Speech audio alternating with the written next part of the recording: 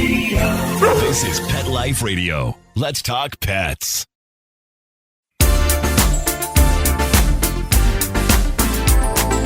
Rappaport to the rescue with award-winning animal advocate Jill Rappaport. Welcome to Rappaport to the Rescue. I'm Jill Rappaport, and my guest today, Bourke Floyd, is truly a Renaissance man extraordinaire. Wait till you hear his list of credits. I am exhausted just reading them. Okay, he's been in 33 films, 28 TV shows / series, 9 theater productions, 8 national commercials. He's an actor, director, producer, musician, stuntman, husband, father. But the title that resonates with me the most is he is an animal lover extraordinaire. He's devoted so much of his life to rescue and adoption. His animals are also his children. And did I also mention that Bourke just happens to have over 1 million Instagram followers? No shock with all these wonderful credits. And I am so thrilled to have you here. Did I get all the credits in, or are there more? I've never heard them. I could dig a hole. I'm so embarrassed. It's humbling that anyone invites me to do anything, let alone act. And so I'm very, very blessed. Yes. Well, in your young age, and you are a young man, you have done an extraordinary amount of work in all facets of the entertainment industry.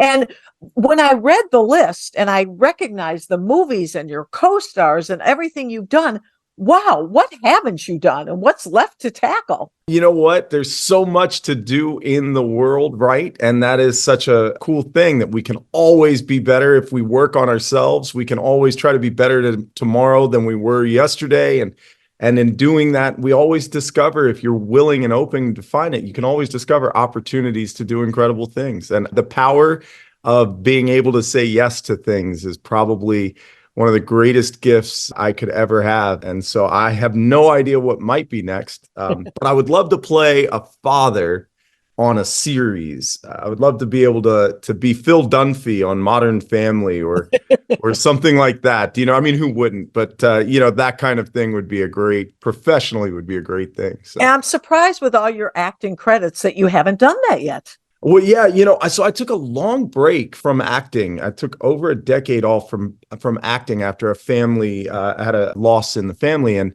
so while it does cross my mind on occasion to think about the opportunities that I may have missed, because of that, I really try to look at all the things that I was able to be a part of due to having taken that break. And another thing, and I live by this statement, I truly, truly do. There are 2 things where I am so grateful for animals in my life. There are a million things where I am, but there are 2 pillars where I'm grateful for animals in my life. For my future self, I'm grateful for animals because it's really simple for me to think about trying to be a better person, and that is that I try to be the person my dog thinks I am. Yes. And so that's an easy way. Motto. Yes. That's it, right? That's an easy, put it in your pocket, pull it out when you want to get angry at somebody, or you want to do something where you want to be, it's easy to be like, would your dog accept that? No. So let's not be that guy. It's so funny that you mentioned that saying, because I found a pillow with that exact saying, be the person your dog thinks you are. And I actually sent it to Oprah after I was so fortunate enough to appear on her show. And when you think about what that says, be the person your dog thinks you are, they look at us, we're perfection. We can do no wrong. So be that person, right? Be that person. And it's unachievable. But try to be that person, because you're right. We are perfection to them, which is a gift and a responsibility and all of that. And so that's the pillar that I use for myself in the present and looking at the future.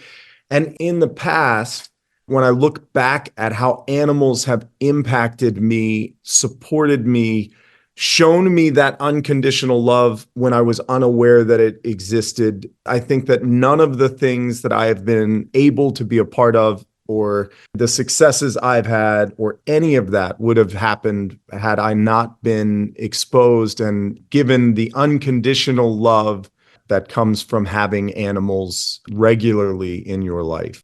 And you've rescued forever. You've had so many rescue dogs, right? I mean, yes. I mean, I can't even tell you. And I mean, the ones that you foster, so many. I've been able to keep and have many, many, many, over a dozen that I was able to keep throughout their entire course of their lifespan. But as far as fostering, it's never to her chagrin, but my wife is often like, oh, yep. I mean, she's just like, oh, sure. Yeah, you got a couple dogs that you found? Great. All right. I will say this. Our son, Luca Bear, who is now 11, I love that name. the bear is the dog whisperer. Jill, we were in Missouri visiting my in-laws. We're driving down, it's just the three of us, and we're driving in this very, very out of the way, 4-lane back road kind of thing. And there was this pickup truck in front, squeals its tires, smoke up and everywhere. We all stop. It's very few cars on the road, and there is this beautiful Pyrenees in the road. So I pull over. It is a high-speed trafficked road. Right. I'm trying to corral this dog. I'm trying to herd this dog to make sure that it doesn't dart back in off the highway. My son opens the back door of this rental car and sticks his head out. And I think he was 8 at the time, and sticks his head out and is like, Dad, he's a little panicked himself. Dad. Dog looks up, sees my son, runs down the shoulder of the road and hops into the back seat of the car. Oh my goodness. Is he part of your family now? This dog? No, we were able to locate his owners, who were frantically looking for him. Granted, and I'm not going to lie to you, Jill, if he was, we would have loved it. He was the sweetest thing, but he looked well cared for. He looked well fed. And it was one of those where you do want to drive to find the owners to make sure that they're okay. Right. Right. And after about an hour, we did find the owners, who were frantically searching for him.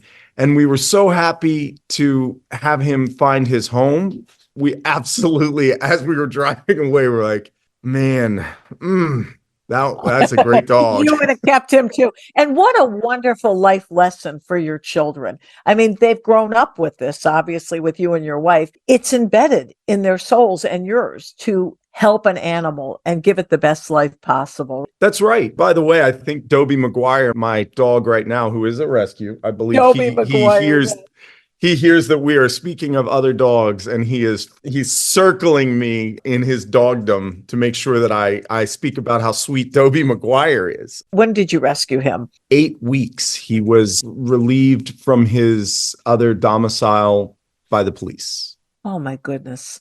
Unbelievable. What a wonderful story of adoption or rescue. Besides the dogs, from everything I've read about you, you literally grew up in a saddle before you could walk. That is exactly right. I grew up, I had my birth parents until I was 8 and 10.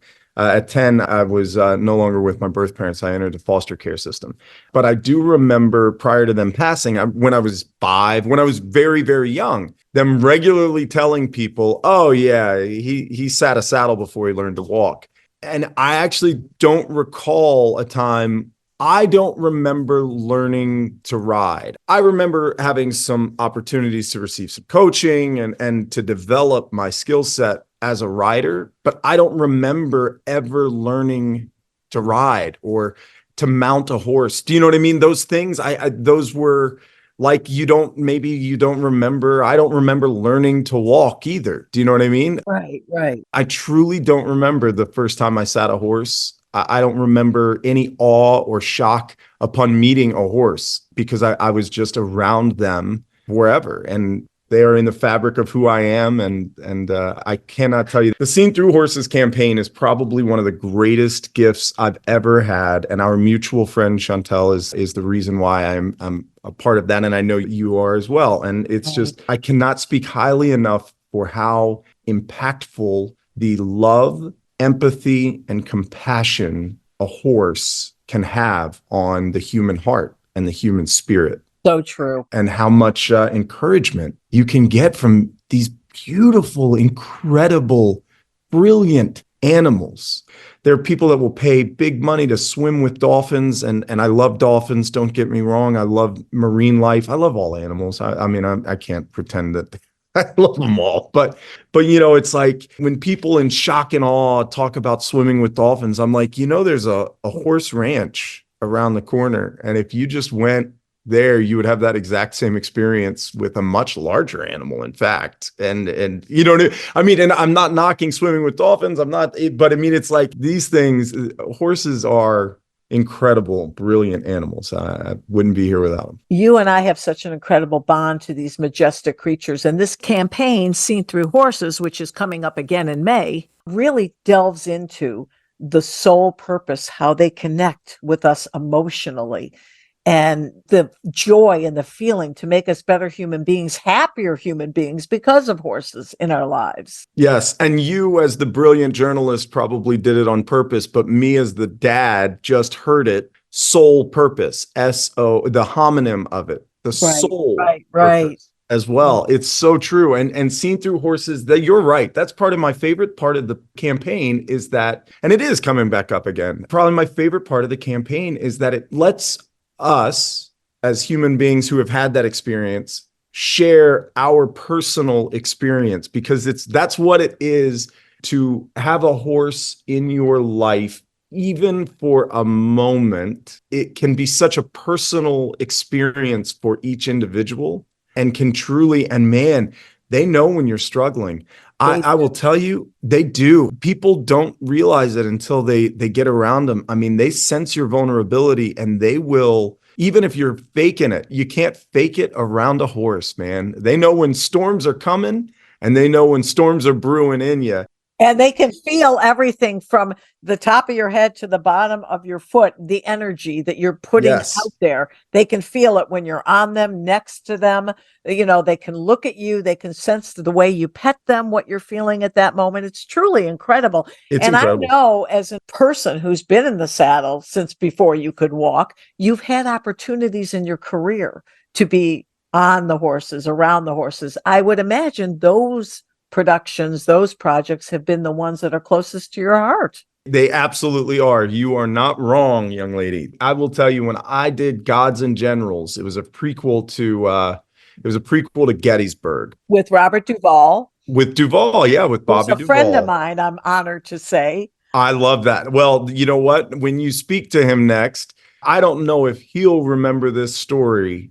It's my favorite story in my career, because it means the most to me. Right. I was riding my horse for that movie, and I groomed and rode Topper every day, even, obviously even on my off days, because for a few reasons. One, it was a gorgeous, majestic, amazing, incredible animal, and I just wanted to spend some time with him.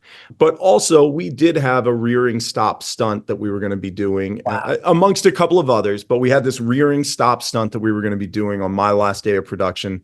And so I just wanted him to know, I wanted to know him. I wanted to get his vibe and how he handled certain situations, and where he looked for footing and things like that. So I'd never put him at risk or anything like that, but I would just groom him and ride him every day. And we were going through the hills, riding through a trail, and as often happens, we caught a little loss. He missed a foot once, and I leaned in and over, and I'm a bigger guy, and I was able to, instead of giving up and kicking away from him, I stuck with him. I grabbed the horn and I gave him his head, because he missed his footing. So I gave him his head and I pushed against the horn. I just threw my body against the opposite direction of that lost foot and was like, "You're coming with me. We're both going to hiccup to here till you get your feet." Right. And then I rode him over, and I got off, and I checked him and made sure he was okay. Right. And then remounted, and then rode back up. And I was going to take him now immediately. Obviously, I'm taking him in now, because I'm going to, let him cool off. And I want to really give him a really good look over and make sure he's okay, which he was. But I get up to the top, and Bobby Duvall, Mr. Duvall, is sitting there. And I guess he had been watching. I didn't know this. I said, Mr. Duvall. And he goes, "Oh, no. You call me Bobby, son. Horsemen call me Bobby. You're a horseman." Wow. Talk about the ultimate compliment for an actor from one of the greatest actors of all time. Of all time. I didn't know what to say. I just didn't know what to say. I was just, no. Horsemen call me Bobby, son, and you're a horseman. You know, I featured Robert Duvall. I went to his incredible farm in Virginia and featured him, Charlottesville. Yeah. yeah, in my book, People We Know Horses They Love. And he is, if you've seen him ride, it is poetry in motion. You know what? His tango, the fact that he is brilliant at tango makes absolute perfect sense to me. Right. Because riding is a tango. It takes two to tango. Riding is a partnership. It is. And you know what? If you think you're leading, you should probably have a conversation with your horse. It's a tango and it's a dance and it's choreography, and his brilliance at the tango and in that movie, by the way, it's so brilliant in that movie. But he is poetry in motion. His ability, his trust, and his confidence in the partner that he has while he is saddled is bar none one of the most impressive things I've ever seen. And I grew up in Virginia and knew that I thought it was so cool that he had a horse farm with a tango barn, by the way. With the tango, but yes, that's right, in the back. That's right. Which he shares with his beautiful and talented wife, Luciana, who is also an incredibly accomplished rider and a tango dancer extraordinaire.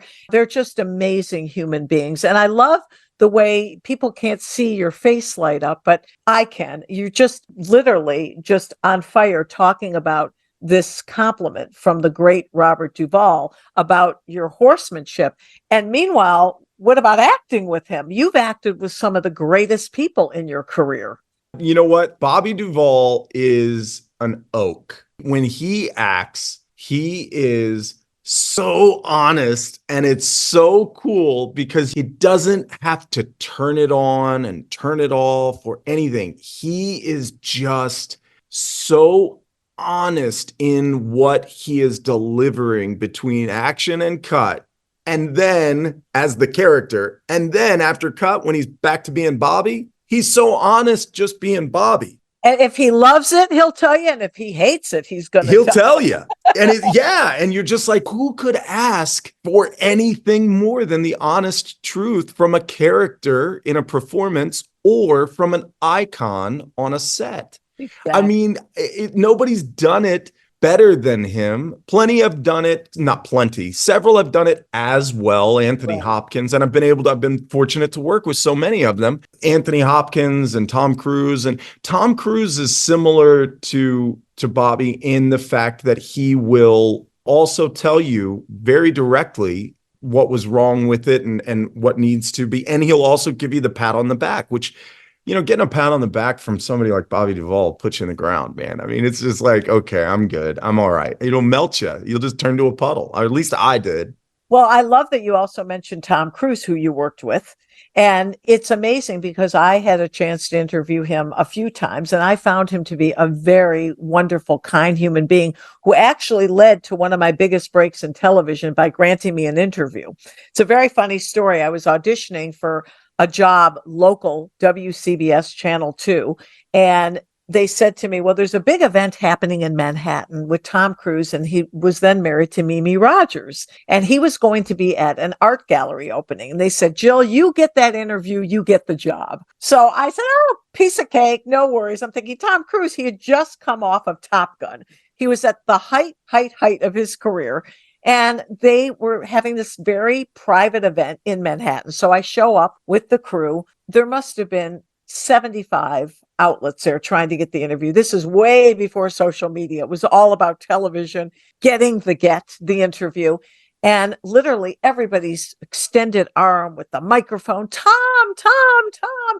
And I'm in the back of the line and I'm screaming for him like everybody else. I said, Tom, please, my job depends on it. And he turned around, stopped, and walked over to me and gave me the interview. He's just such a mensch, right?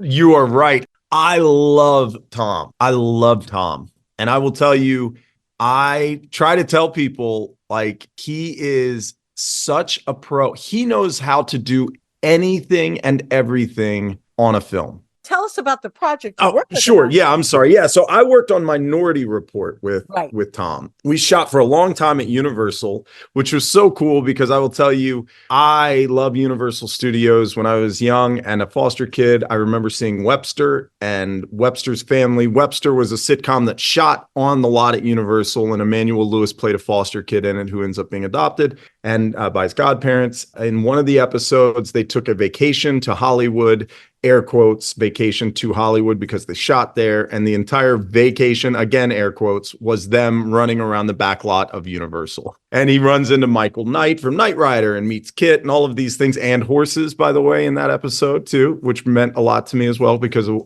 Old West World in Universal. But in any case, we shot on Universal, which was just a dream come true, and with Tom. And he was so great. He was so gracious, and he just knew how every element, he didn't try to do every job. He didn't try to tell everyone how to do their job. It wasn't that. It was just watching him be such a pro and so prepared, and to see him truly know how every job worked. And he knew, and why it mattered was to him was that so he could do his job in a way that made all the other jobs easier and better, and made for a better movie. And at one point we were in Washington. This part happened in Washington, D.C. We also shot in D.C. some parts of it, and in Suffolk, Virginia too, which was fun to be in Virginia shooting a movie. But we were at Crafty grabbing a coffee. He had actually gotten a coffee cart for everybody. And we were at this coffee cart, and he walks up, and I'm like, oh man, there's Tom. And, I'm like trying to turn to walk, you know what I mean? I just, I was like, what are, and I'd been working with him. He was, but he said, hey, Bourke. It's like, oh man, yeah. Yeah. Hey, what's up, Tom? He goes, hey, I was just curious. I'm an observer of people. I study people. You give me the thumbs up all the time, and you only really give it to me. I was like, oh gosh, I'm so sorry.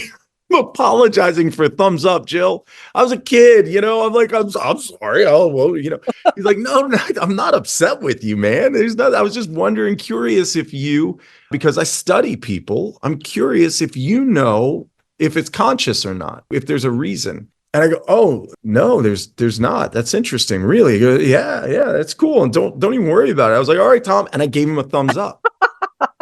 Hand to God, I really did. And I'm like, oh my gosh, there it is. He goes, yeah, stop. See, I can't stop. So I whatever. I'm thinking, that's so funny. So then fast forward about a little over a year, and we are at the premiere, and someone comes over to me, one of Tom's assistants comes up to, the person, my wrangler, if you will, as we're walking in. You know how that goes. I know you know how that goes because I'm doing the step and repeat or whatever. And my wrangler, one of his assistants, talks to the wrangler and hands her something, and she sends it off to the car. So I don't even really keep up with what's going on. I just, after the premiere, I get back in the car. I'm back in the car to take me home. And in the back of the car with me is this tube and a little card from Tom. And I get home and I open the tube, and there's the poster that had been on my wall when I was a little kid of him in Top Gun in the cockpit giving the thumbs up.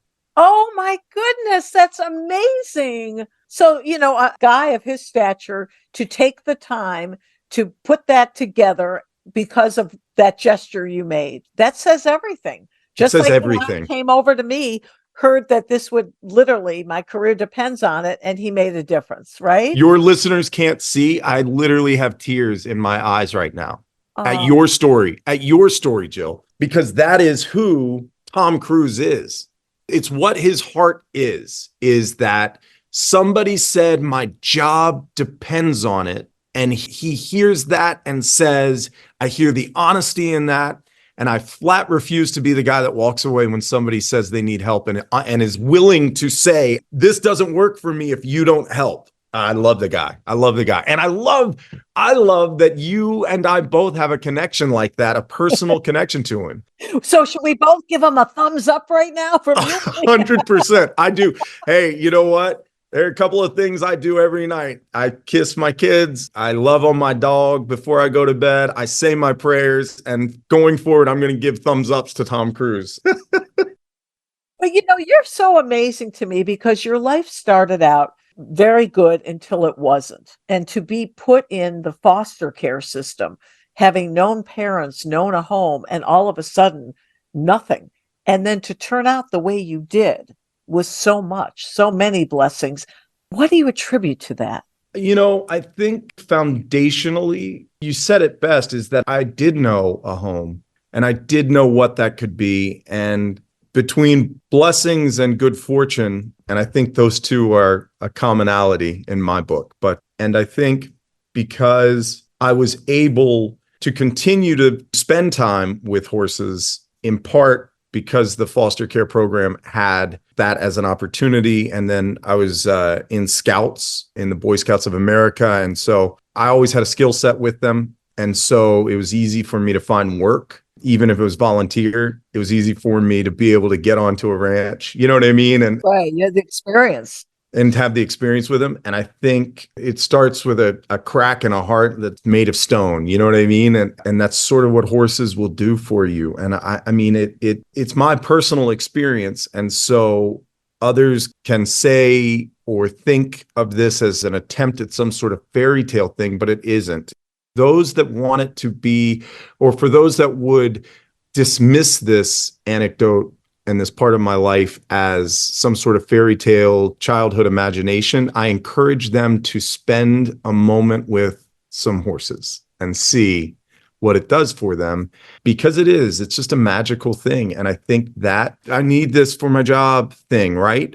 Horses, you have this responsibility to these creatures, these majestic animals that you care for. And so you get up every day to go do that. It gives you purpose and it gives you a connection, a true connection. So, What's amazing to me, though, not only horses, but when you consider animals in general and shelter animals, your life has paralleled, and sadly, the hundreds and thousands and millions of stories of shelter animals in general who have known a life, known a home, all of a sudden were left without that security, put into foster, put into shelters, hoping to find that home again. Do you think because of what you went through as a child, that is the reason you are so in tune with animals in need? I think so. Yes, I do. I've thought about it.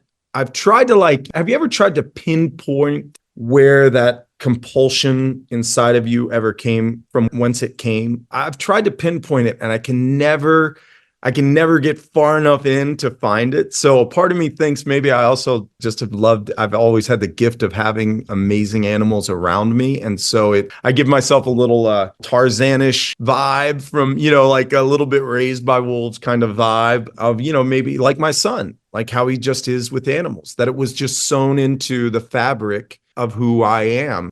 As I said from the beginning of the podcast, the thing that resonated with me the most is your love and your commitment to animals in need, and the message that you are sending out with your children to help them, to save them, and to really take care of them for the rest of their lives, which is what they deserve. And I so appreciate you for that. Well, thank you so much. Thank you for the opportunity to even talk about it and just to spend some time with you. You're electric. And your book might be one of the greatest coffee table books of all time. And I say that because so many coffee table books are about a cover that sits on a coffee table. And yours, you cannot help but pick it up. And then it becomes a conversation piece. Like, that's what a coffee table book should be, is that you get to pick it up and the people that you're sitting in your living room with, you can pass it around and start. It's got so many brilliantly famous people in it and beautiful photographs,